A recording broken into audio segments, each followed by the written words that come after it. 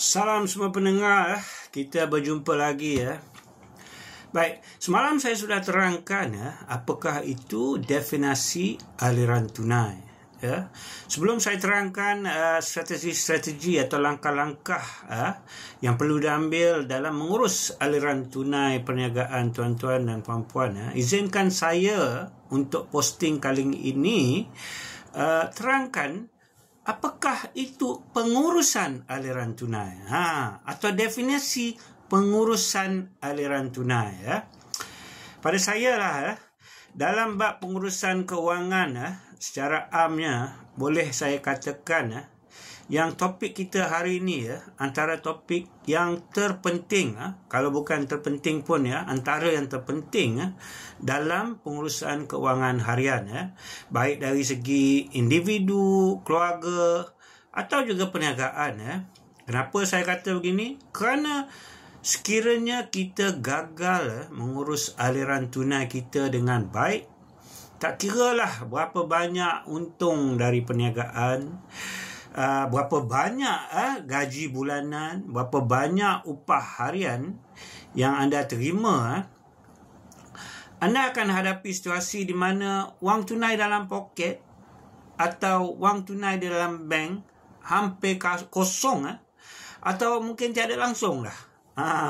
Waktu tu kena berhutang pula. Betul Nak makan pun tak ada duit, nak bayar sewa kedai tak ada duit, nak bayar gaji pekerja tak ada duit, nak bayar bil tak ada duit, semuanya tak ada duit nak dibayar. Jadi macam mana jadi inilah masalah utama banyak usahawan, pengurusan aliran tunai gagal dalam bab ini Jadi pengalaman saya dah berjumpa ramai usahawan sering mengadu, macam mana ni Tuan Zaid, bisnes saya bagus, duit masuk hari-hari, tapi hujung bulan 1 sen pun tak ada. Tak tahu duit pergi ke mana. Nak menyimpan pun tak ada. Dah tentu antara kamu pun pernah mengalami situasi yang sama. Betul, saya sendiri mengaku saya pernah mengalami situasi begini Saya selalu pesan pada para usahawan dalam bab operasi syarikatnya lain-lain lah. Contohnya bab pemasaran, periklanan, bertemu supplier, bab pengurusan penghantaran barang, packaging, lain-lain lah, operasi sumber manusia. Bab-bab ini kamu boleh lepas tanggungjawab pada orang lain. Masih boleh lagi contoh pada partner kepada pekerja, pada keluarga boleh kamu lepaskan tanggungjawab ini. Tetapi ingat tetapi bab pengurusan aliran tunai, minta maaf, tidak boleh. Bab ini adalah tanggungjawab anda. Anda tak boleh lepaskan tanggungjawab ini kepada orang lain. Ini tanggungjawab anda. Ingat ni pesanan saya Ada je usahawan yang saya jumpa di mana dia tak ambil tahu situasi duit keluar masuk perniagaan dia. Dia lepaskan betul-betul tanggungjawab sepenuhnya pada orang lain. Dia bagi anak dia, anak saudara dia, staff dia. Ada bagi staff jaga duit syarikat Ini pada saya adalah satu tindakan yang sangat tidak bijak dan tidak bertanggungjawab pada syarikat Anda tak boleh percayai sesiapa bab duit syarikat selain diri anda Maaf saya katakan, bab duit syarikat ni anda mesti ambil tahu berapa banyak duit masuk dan duit keluar Okey. Dalam bab pengurusan aliran tunai ni, apakah dia punya matlamat? Matlamat utama, objektif utama dia. Matlamat utama dia lah untuk menentukan aliran tunai syarikat sentiasa positif.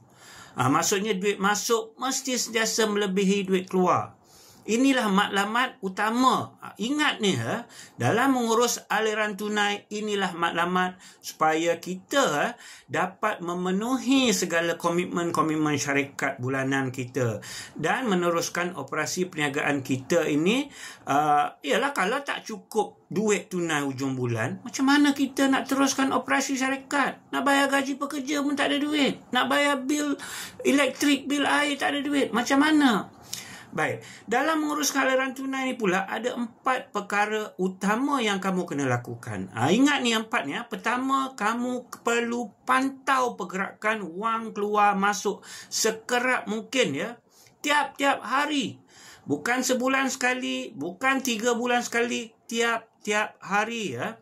Kalau boleh tengah tidur tu pun kamu kira duit masuk berapa, duit keluar berapa ya, kalau boleh ya. Tapi kalau tak boleh tak apa, tu melawak je kan.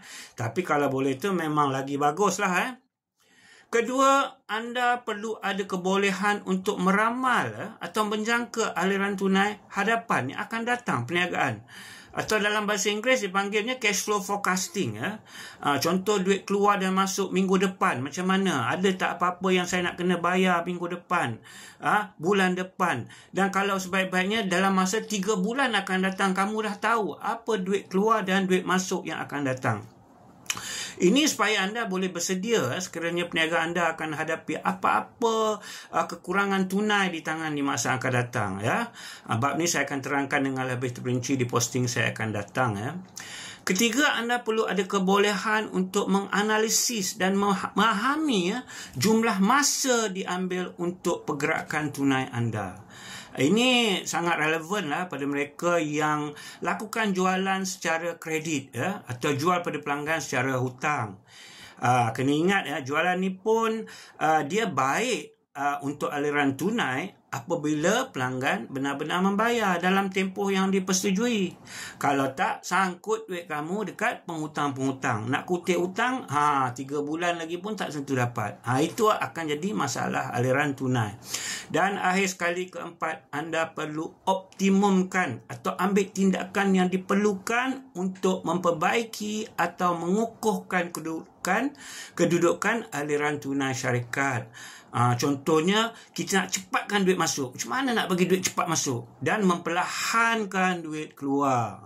Bab ini pun saya akan terangkan dengan lebih terperinci di posting saya akan datang. Baik, sampai di sini saja perkongsian saya hari ini. Esok kita berjumpa lagi dalam posting saya seterusnya. Saya akan terangkan strategi pertama dalam menguruskan aliran tunai. Nantikan posting saya seterusnya.